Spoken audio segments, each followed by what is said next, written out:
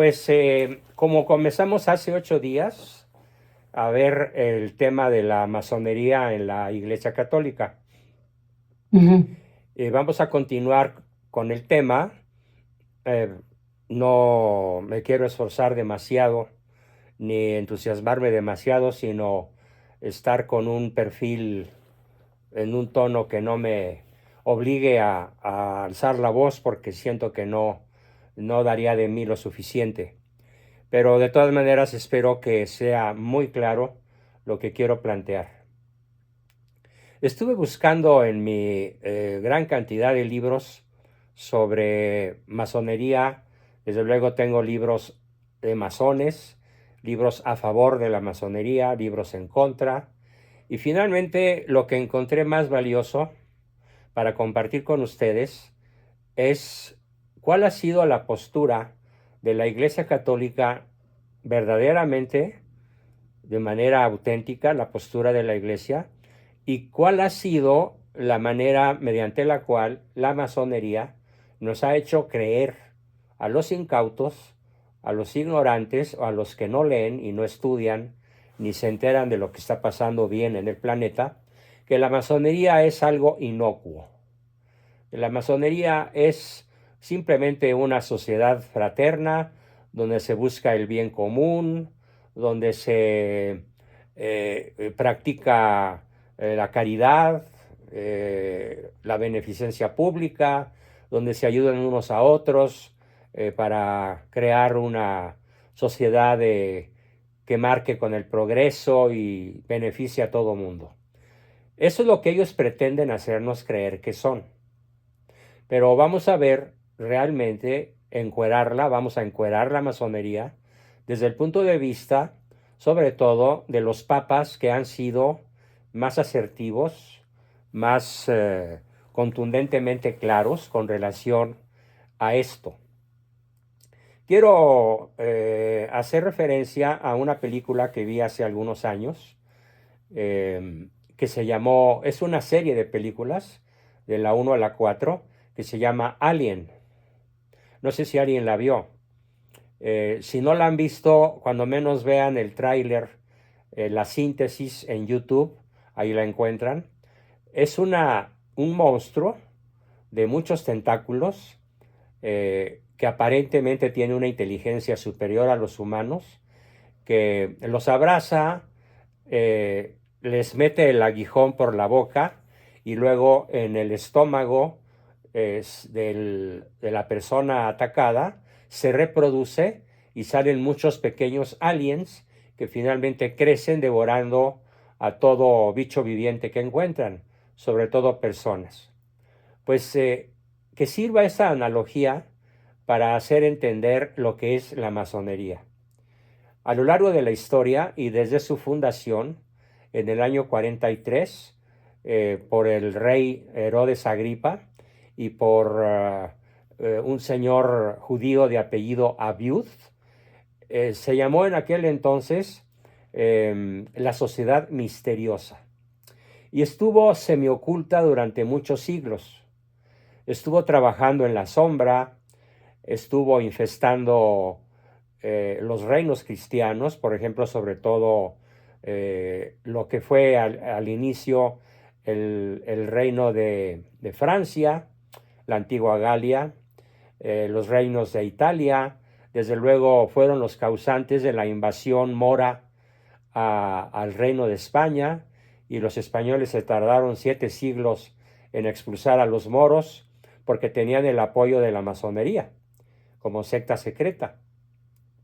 Y finalmente parece ser que ahora la masonería ha regresado por sus fueros y puedo decir, sin exagerar, que la masonería cuando menos gobierna en alrededor de 3/4 partes del planeta. De manera directa, como es en el caso de México y de la gran mayoría de los países del continente, desde luego Norteamérica incluida, de tal manera que un triunfo de Trump sería un triunfo antimasónico. Por eso es tan difícil pensar que lo vayan a dejar llegar vivo a la toma de posesión o que lo vayan a dejar vivo si gana durante los 4 años que él legítimamente ejerza la presidencia de su país. La masonería entonces sí, aquí hubo un comentario de una persona que escribió que le horrorizó la analogía.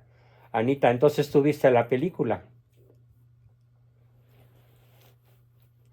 No la vi, pero se me hace horrible. Sí, Me hace es pensarlo. espantosa. Entonces, si tienes sensibilidad fina, ni la veas, ¿eh? No, Porque no, por está favor. sumamente bien hecha. De hecho, es campeona de efectos especiales durante muchos años, por lo bien hecho que está la trama, el monstruo en sí, cómo se reproduce, cómo ataca, cómo vive, etcétera. Y la analogía respecto de la masonería es perfecta, porque anida en el cuerpo de la persona que ataca, a la cual ataca. Entonces, ¿dónde anida de manera más eficiente la masonería? En la iglesia y en los gobiernos. ¿Cómo se hace aparecer? Como una obra de beneficencia, como una hermandad humanista. Por supuesto que ellos hablan del supremo arquitecto del universo, pero para los incautos de una vez les aclaro que el supremo arquitecto del universo no es Dios Padre, ni mucho menos la Santísima Trinidad, ni Jesucristo, ni el Espíritu Santo. El gran arquitecto del universo, que adoran los masones de los niveles 30 al 33, que son los más altos, es nada menos que Lucifer, en todas sus variantes. El diablo, Belcebú, Astaroth y todos los nombres que a lo largo de la Biblia se le dan al adversario número 1 de la humanidad. Y el organismo más infiltrado, mejor atacado, y el organismo en donde ha tenido los mayores éxitos ha sido justamente la Iglesia Católica. De hecho, podemos decir que el sínodo de la sinodalidad está y estará dirigido por una verdadera runfla masónica de altísimo poder de decisión. El sínodo de la sinodalidad, como ya lo expuse en sesiones pasadas, es una verdadera catástrofe y es un intento extraordinariamente serio y poderoso para destruir a la Iglesia Católica Apostólica Romana desde adentro. Ya está anidando sus huevecillos y ya han brotado algunos aliens que ya han dado de qué hablar, ya han dado muestra de que son verdaderos depredadores, pero aún así siguen insistiendo en que son una sociedad humanista y benéfica y que adoran al gran arquitecto del universo, el creador del universo, pero entendiendo que no es nuestro Dios, la Santísima Trinidad, sino su Dios. Lucifer, Luzbel, Astaroth, Belcebú, el diablo, como le quieran llamar. Bien, vamos a comenzar por ver primero cuando da de sí, cuando empiezan a salir los huevecillos al público, ni tarda ni perezosa, la cristiandad que todavía existía, porque la cristiandad termina de existir con la Revolución Francesa. A principios del siglo XVIII, estamos hablando de 1717, como que salió a la luz el primer monstruo, alien, que empezó a atacar a los estados pontificios, a los reinos católicos, a los reinos cristianos, por ejemplo, al Imperio Austrohúngaro o al Sacro Imperio Romano Germánico, y a todos los países que estaban empezando a su consolidación, como era España, Alemania, Austria, Italia, etcétera, Francia. Y los primeros en condenar a la masonería fueron los reyes. Pero fíjense qué cosa más interesante quiero decirles. Tanto los reyes protestantes porque recordemos que desde 2 siglos atrás, casi, Lutero ya había logrado infestar más de la mitad de Europa con su protestantismo anticatólico, pero curiosamente los reinos no cristianos, como voy a mencionar algunos, como los príncipes de Ginebra, del Palatinado, de Suecia, de Hannover y otros países, Berna, por ejemplo, la capital de Suiza, el gran duque de Baden, el emperador de Austria, etcétera, tomaron una postura de perseguir a la masonería. Y esto encendió la alarma, no de manera suficiente en el mundo católico.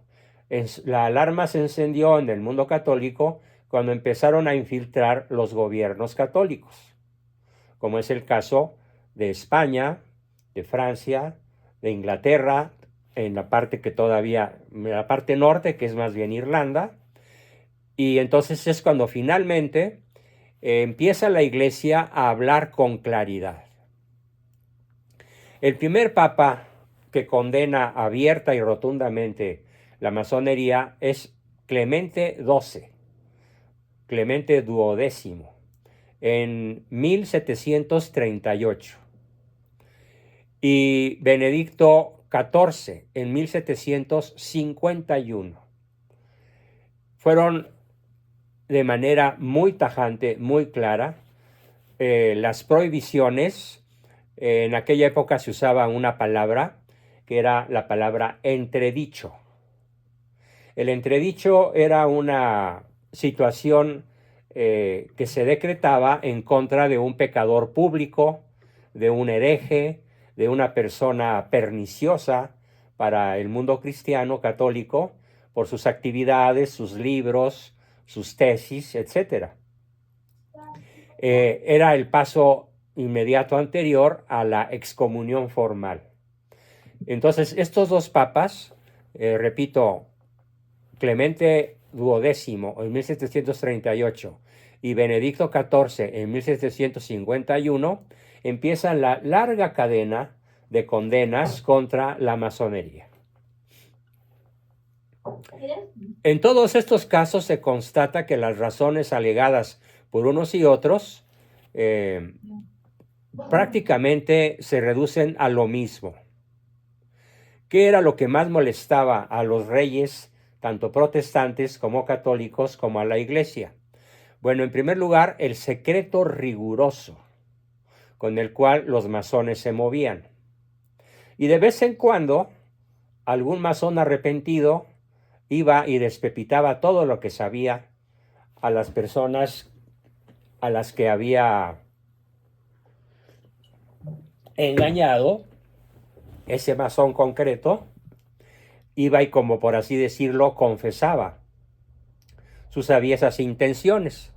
Y fue así como cada vez más los estados pontificios, los reinos católicos y el papado se empezaron a dar cuenta de que los motivos de la masonería para actuar de la manera que actúan, y lo digo en tiempo presente, actuaban y actúan, no solamente son de tipo político, ojo con eso, sino que el motivo principal, el objetivo principal de la masonería, dicho en pocas palabras, hago una síntesis, es la extirpación del catolicismo y del cristianismo, incluyendo todas las denominaciones protestantes, de la mente y el corazón de los hombres, del género humano.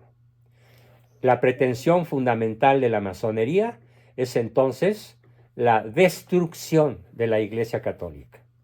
Con el paso del tiempo, la masonería entendió que en el mundo protestante iba a encontrar aliados.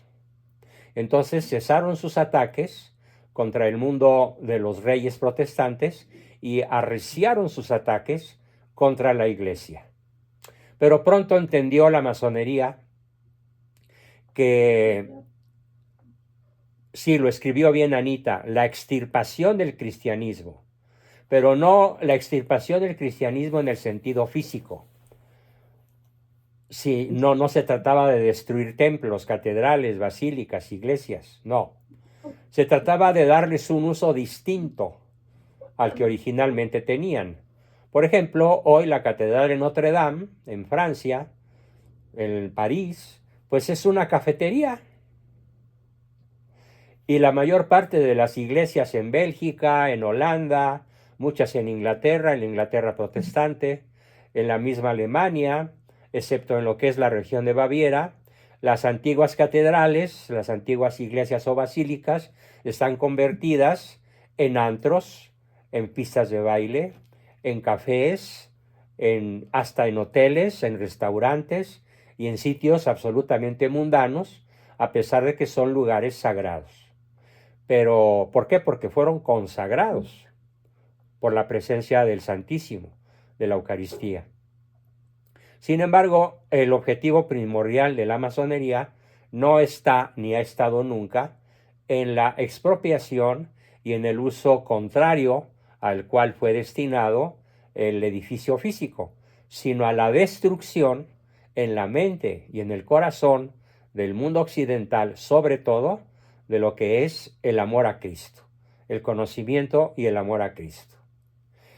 Y encontraron la mejor manera de infiltrarse en todas las capas sociales, no solamente en la iglesia, donde lo vamos a ver, hay cardenales masones, ha habido papas a los que la masonería ha obligado a renunciar, como el caso de Benedicto XVI, que cada día estoy más seguro que su renuncia no fue canónica, no fue conforme a derecho canónico, se vio obligado a renunciar. ¿Bajo qué pena, bajo qué amenaza? No lo sabemos a ciencia cierta, pero es un tema que estoy estudiando a fondo y prometo darles información en cuanto considere yo que la tengo en grado suficiente. Entonces, la extirpación de el Cristo, de la figura de Cristo Redentor, de Cristo resucitado, de Cristo eucarístico, extirpar todo eso de la mente del mundo cristiano fue y seguirá siendo el objetivo primordial de la masonería. Pero pronto entendió la masonería, los jefes que se llaman el Gran Oriente de Londres, el Gran Oriente de la Logia del Valle de México, el Gran Oriente de París, el Gran Oriente de cualquier lugar donde ustedes pisen en el globo terráqueo, hay un gran Oriente. Entonces, el tipo de motivo por el cual los dos papas mencionados decretaron el entredicho y la excomunión a la masonería fue porque obligaban los masones con sus tejemanejes inteligentísimos a incurrir en herejía. Ellos fueron una fábrica de herejes en el mundo cristiano. Porque qué mejor, como dicen los médicos homeópatas, similia similitur curantur. Similia similitur curantur, que quiere decir que la enfermedad se cura con la misma enfermedad. Es el origen de las vacunas cuando son bien hechas y bien aplicadas, no como la del COVID, que es una simple sustancia de plomo tóxico.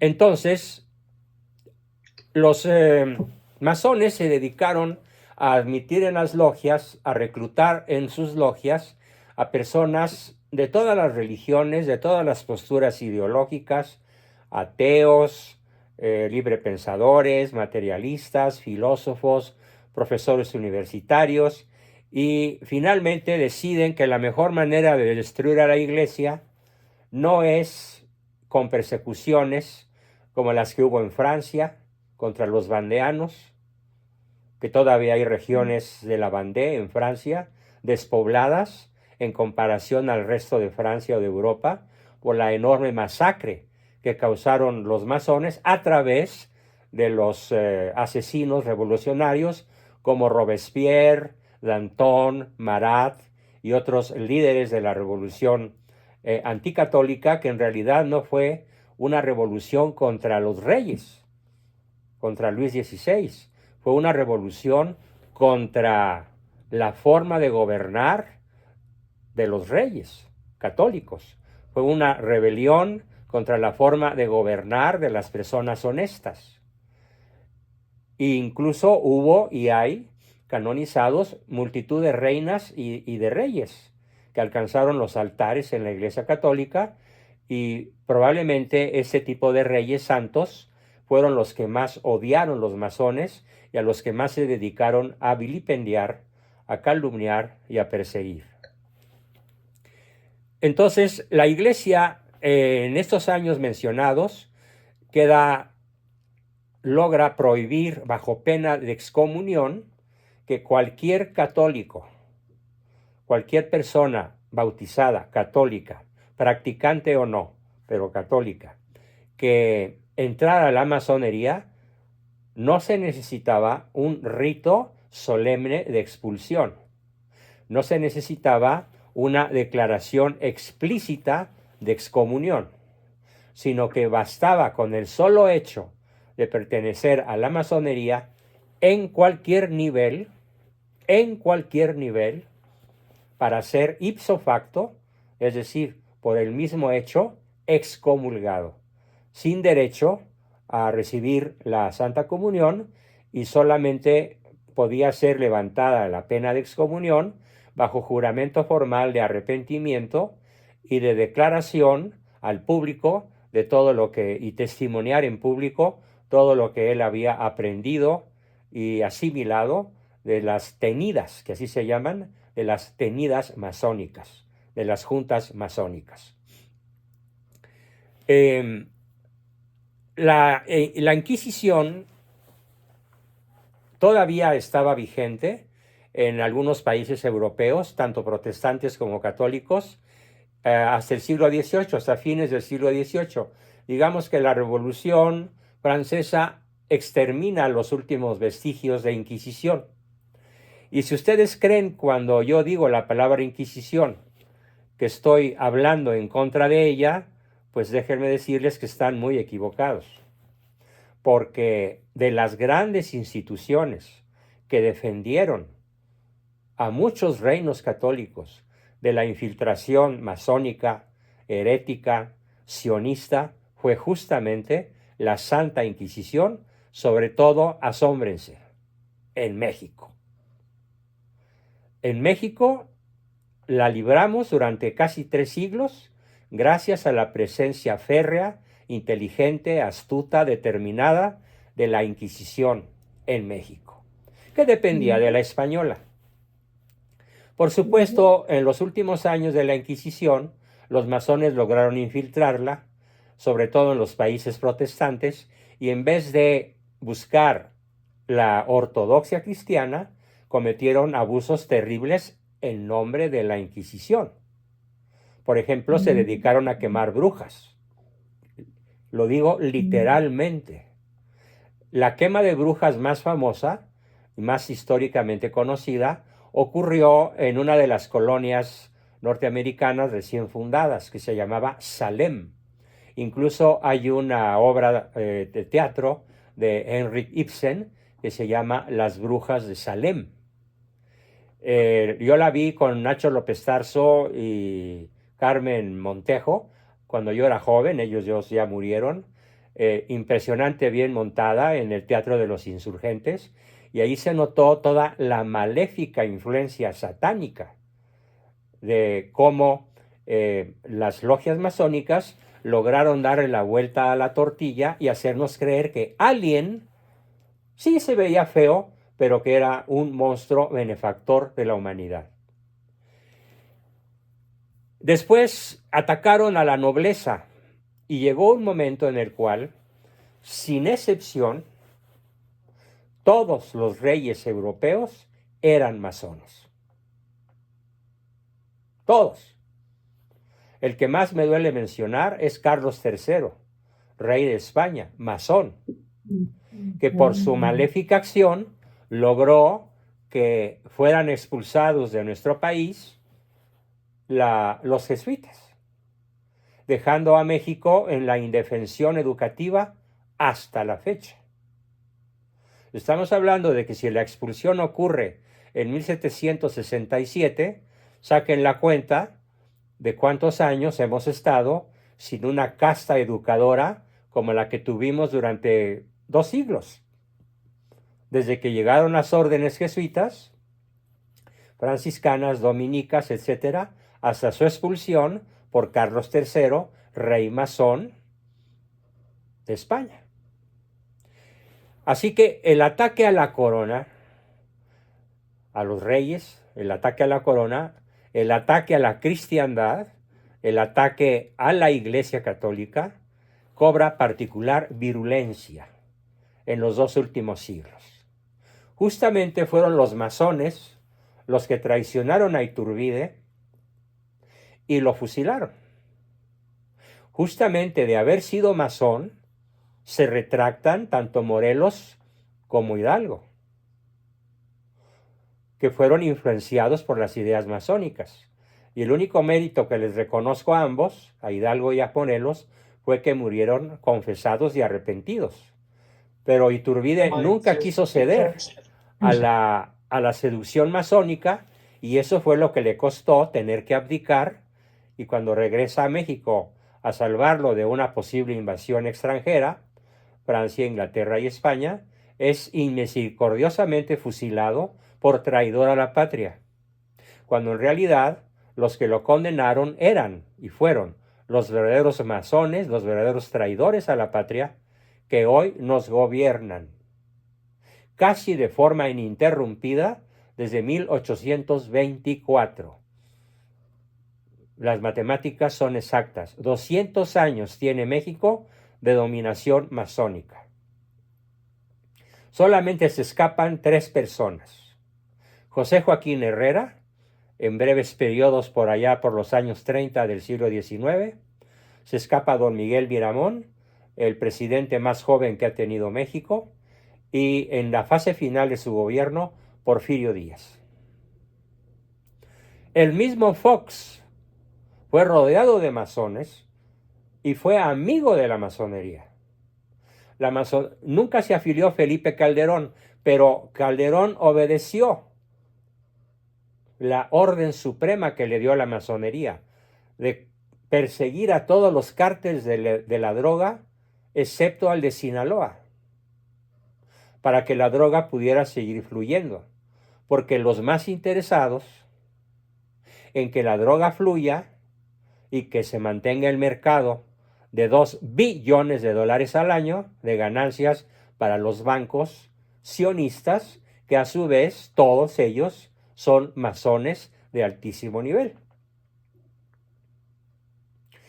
Así que estamos en presencia de un drama como ningún otro ha sufrido la humanidad. Yo quisiera recurrir a otra analogía. Me imagino que muchos de ustedes han visto fotografías de los desastres que están ocurriendo, que todavía no terminan de ocurrir, en Valencia, España, por el famoso DANA, depresión atmosférica de alta intensidad. Eso significa DANA, depresión atmosférica de alta intensidad. Es un cuadro verdaderamente apocalíptico, aterrador. De hecho, yo ayer en la noche tuve pesadillas porque no lograba eliminar de mi mente las imágenes de la gente encerrada en sus automóviles, que moría dentro de sus automóviles, sepultados por toneladas de barro y agua sin ninguna posibilidad de escapar. Quedaron miles y miles de automóviles encimados unos con otros, y casi todos, por no decir todos, con varias personas en su interior. Las cifras reales que se manejan de la catástrofe son muy inferiores, las oficiales, a las reales. Un amigo que vive allá me dijo: no, Juan, no son 215 muertos, son más de 5,000. Y otros tantos desaparecidos. Pero la prensa no lo va a reconocer ni le va a dar la publicidad. ¿Por qué? Porque no se avisó a tiempo del desastre. Y el culpable, adivinen quién fue. de no haber avisado, el rey de España. Y por eso cuando él se aparece en público, casi lo linchan. Noticia de últimas horas. Logró escaparse gracias a su guardia de corps, aquí está muy protegido, pero de no haber llevado guardias suficientes, hoy estaríamos cantándole el De Profundis al rey de España, porque él no cumplió con su deber de hacer que las agencias autorizadas enviaran los mensajes de texto a todos los celulares españoles. No los enviaron, de tal manera que hay videos en donde la gente le grita a la reina, ¿por qué no nos avisaron? Bueno, esto que sirve de analogía para lo que hace la masonería. Estoy seguro que por consigna masónica, el desastre de Valencia y el que en esos momentos está empezando a caer sobre Barcelona, tienen una rectoría masónica. Está la inteligencia masónica luciferina detrás o encima o al ladito de estos desastres apocalípticos. Todo lo que sea destruir es la misión suprema de la masonería de alto nivel. Por supuesto, esto lo ignoran los miembros de niveles inferiores. De hecho, muchos se tragan el cuento de que son sociedades benéficas. Ahora, aquí tenemos algo muy, muy interesante. Uno de los artículos que encontré es un artículo que parece escrito por un masón, en donde dice, literalmente, que la Iglesia Católica exageró en su crítica contra la masonería y que hubo un largo periodo en el cual algunos papas no condenaron a la masonería, porque encontraron, y esto es mentira, encontraron que hay logias masónicas que son inocuas, que verdaderamente no hacen daño y que verdaderamente son humanitarias, benevolentes y de beneficencia pública. Pero esto es la gran mentira. La verdadera masonería, incluyendo los Rosacruces, los Carbonarios y todas las denominaciones, los Illuminati y todas las sectas que andan por ahí semisecretas, secretas o ya descaradas, como acontece en muchas partes del planeta, son intrínsecamente perversas. Pero los autores masónicos intentan decir que las últimas condenas de los últimos papas son injustas. ¿Por qué? Que porque hay logias masónicas que verdaderamente son grandes benefactoras de la humanidad. Y con este señuelo, no sé cuántos, pero una buena cantidad, yo calculo que cuando menos la tercera parte del cardenalato del Vaticano, o sea, de los electores de los papas, cuando menos la tercera parte, ya hicieron pacto con el diablo. Tradúzcase, ya son masones. Mínimo de nivel 22 hacia arriba. Y no me extrañaría que muchas de las ambigüedades, de los errores, de las, como dice mi hermano Salvador, metidas de pata de Francisco, del Papa Francisco, sean obras masónicas, incluyendo desde luego la renuncia anticanónica de Benedicto XVI.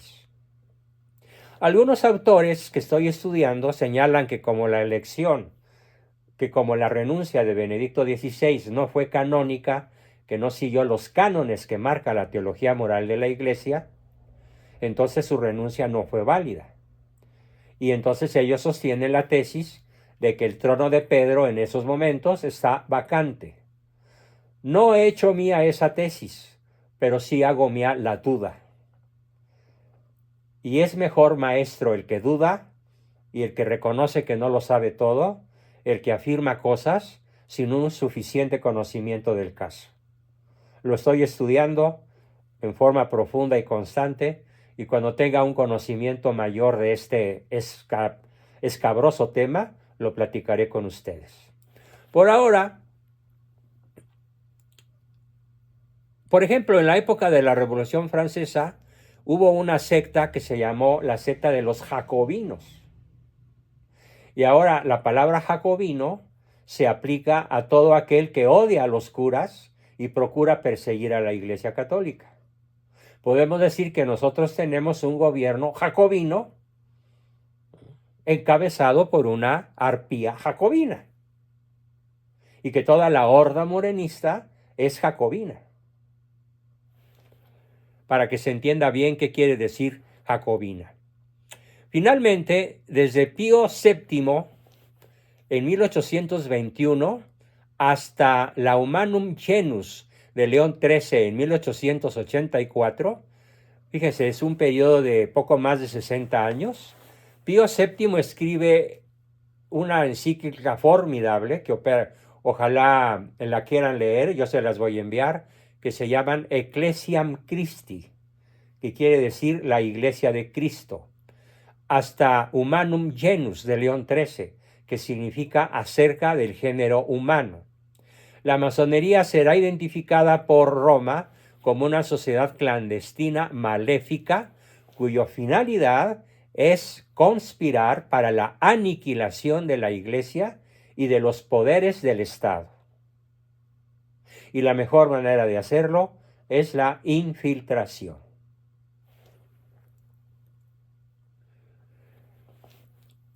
El mismo León XIII cita a varios gobernantes laicos, pero católicos, de cómo entendieron bien esta finalidad suprema de la masonería.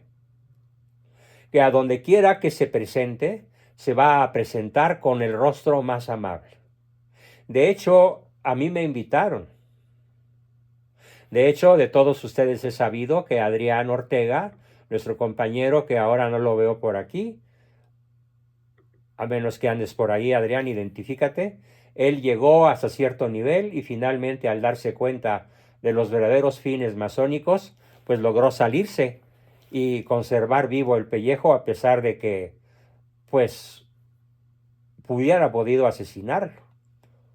Sobre todo porque él ha revelado muchas de las cosas. De hecho, ha compartido con nosotros las famosas planchas masónicas sobre los verdaderos fines de la masonería. Así que, resumiendo, finalidad de la masonería como quiera que ésta se presente. No importa el nombre, no importa la apariencia, no importa el ropaje, no importa el disfraz. Por ejemplo, algo que no dije el día 31, el día primero, por favor, cuando hablé del Halloween, es que la fiesta del Halloween fue introducida en el mundo masónico, en el mundo norteamericano, proveniente de Inglaterra, por sectas masónicas, para borrar las dos fiestas católicas, la de Todos Santos y la de los fieles difuntos. Y tampoco es cierto que el pan de muerto sea tradición mexicana, porque México conoció el trigo a la llegada de los españoles y tardó varios siglos en inventarse el famoso pan de muerto. Lázaro Cárdenas, presidente masón, presidente marxista, fue el que introdujo la fiesta del Halloween para sustituir a las dos fiestas religiosas. Y ahora tenemos una millonada de muchachitas, de señoras de buen ver, de la High Society, que juegan a disfrazarse de brujas, demonias y calacas y creen que eso es muy mexicano. No, señores, no es mexicano, es masónico. José Guadalupe Posadas, el inventor de las Catrinas, también era masón. Así que, de refilón, rescatemos nuestras fiestas verdaderas, Todos Santos y fieles difuntos. Y si quieren, cómanse el pan llamado pan de muerto, pero en otro contexto, no en el contexto pagano, sino en el contexto católico. Y después, en el Concilio Vaticano II, la masonería como que no es condenada de una manera tan evidente como ya había sido condenada anteriormente por los papas mencionados, pero de todas maneras en el Concilio Vaticano II, que fue dominado por izquierdosos, literalmente, se logra una declaración que dice: la masonería maquina contra la Iglesia o contra las potencias civiles legítimas. En el Concilio Vaticano II de 1960 y tantos. Y luego voy a mencionar, para terminar mi exposición, diciéndoles que en 1983, el Observatorio Romano, la Iglesia promulga la inconciliabilidad entre la fe cristiana y la masonería. La masonería y la fe católica son irreconciliables, inconciliables. ¿Por qué? Porque la masonería ante todo predica los principales errores filosóficos: el relativismo ético, el relativismo moral, el relativismo filosófico, el pragmatismo, la lucha por el poder, el neomodernismo o posmodernismo, y todos los errores filosóficos posibles son obra de la masonería o de personas que fueron influenciadas por las sectas masónicas y sus principales intelectuales. Porque hay que reconocer que los masones no son nada tontos. Reclutan a puras personas eruditas, inteligentes, brillantes, con puestos importantes, para que los ayuden a seguir tejiendo una gigantesca red de aliens que aspira de manera imperturbable a la destrucción, a la aniquilación de la Iglesia Católica como tal, pero sobre todo a su extirpación de la mente de los humanos que vivimos el catolicismo, que todavía en México podemos decir que está bastante vivo. En síntesis,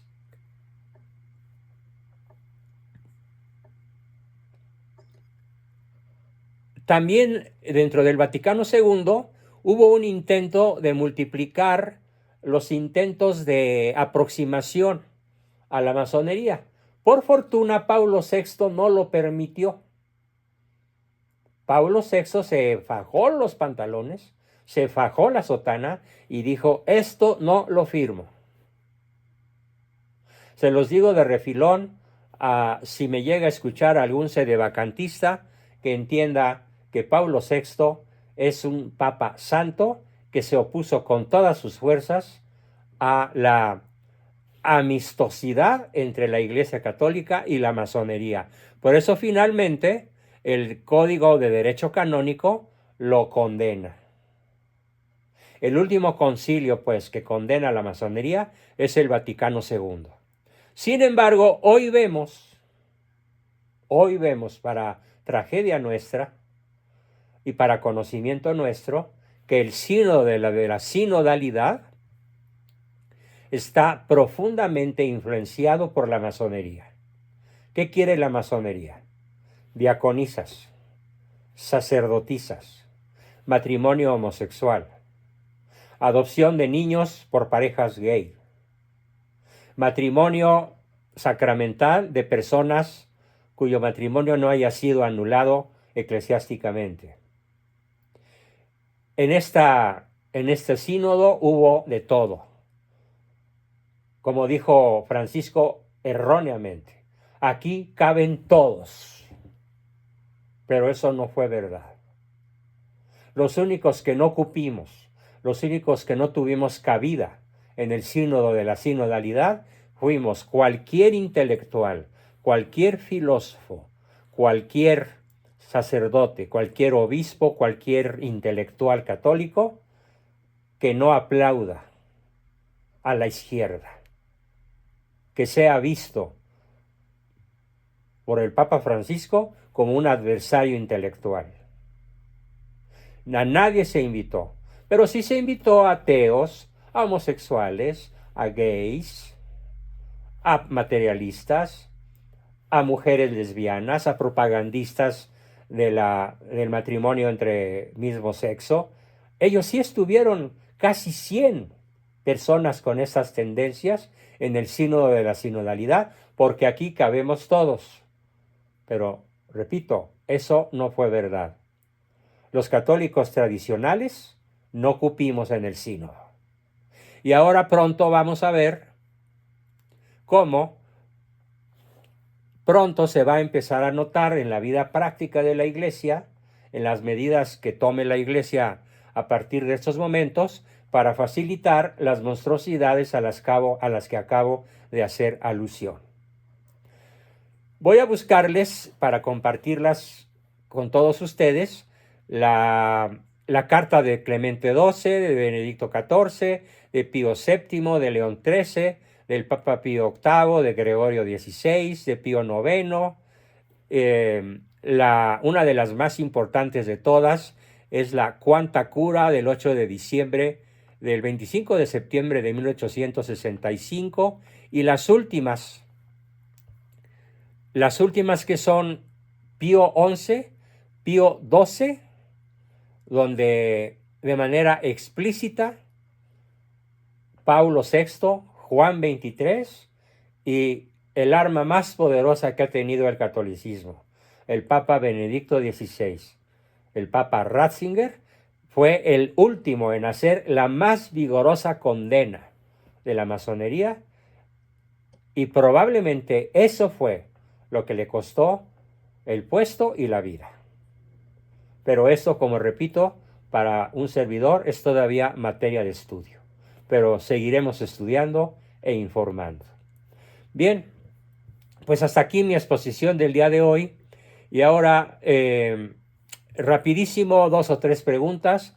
Les voy a pedir a mis 53 que tengo ahorita que no se me vaya nadie, porque quiero hacer un censo muy sencillo que consiste en que cada uno de ustedes me vaya diciendo si ya pagó su cuota de noviembre o si tiene algún pacto conmigo, para que yo mañana empiece a enviar los libros de obsequio prometidos a los que estén al corriente. Pero antes de hacer el censo, les pido 10 minutos de paciencia por si hay alguien que quiere preguntar algo. Adelante.